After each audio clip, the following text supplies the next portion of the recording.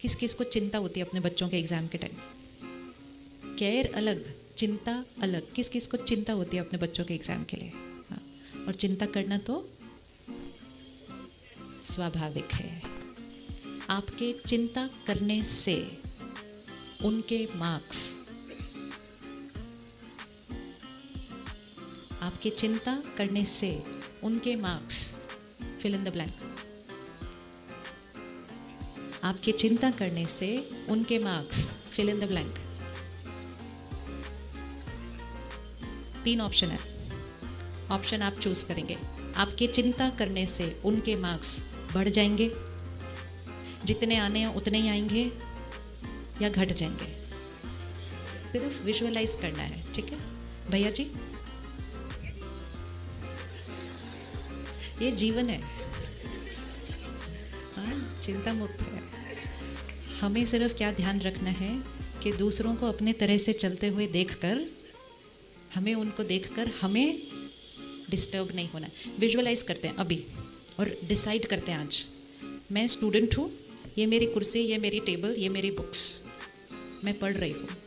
पढ़ने के लिए मुझे मन की स्थिति कैसी चाहिए? एकाग्र। एकाग्र, जितनी एकाग्र उतना जो मैंने पढ़ना है वो क्या होता जाएगा? अंदर जाएगा। लेकिन मेरी फैमिली ने दूसरे रूम में बैठकर वाइब्रेशन पूरे घर की कैसे कर दी? लो, तो मेरी हाई हो जाएगी, तो मेरे नंबर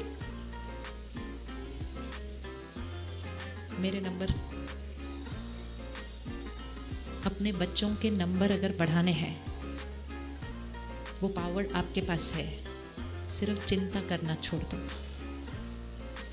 और निश्चिंत एकाग्र वाइब्रेशन घर में रेडिएट कर दो।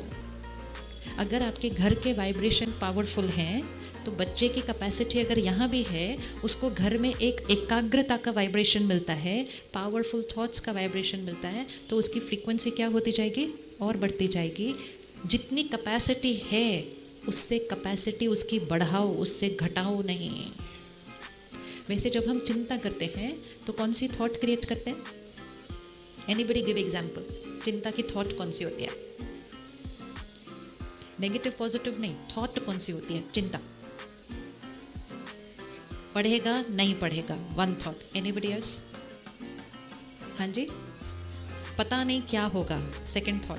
तीसरा, फेल हो जाएगा,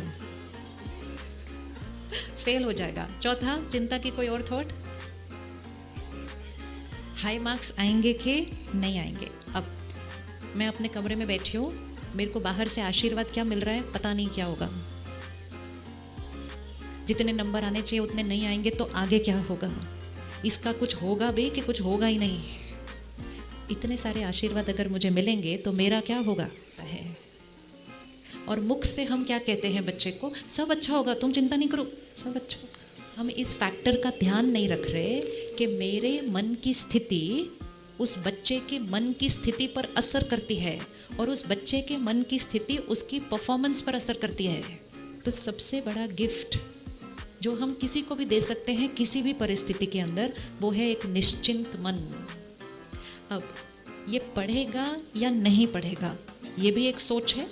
ये आएगी मेरी तरफ तो मेरा पढ़ने का मूड बड़ी मुश्किल से बन रहा था, अब उस थॉट को चेंज करके कोई और थॉट भेजो, हाई फ्रीक्वेंसी थॉट चेंज करो, हाई फ्रीक्वेंसी थॉट क्रिएट करें। हाई फ्रीक्वेंसी थॉट क्रिएट करें। पढ़ेगा या नहीं पढ़ेगा, हाई फ्रीक्वेंसी थॉट क्रिएट करें। क्या कर सकते हैं?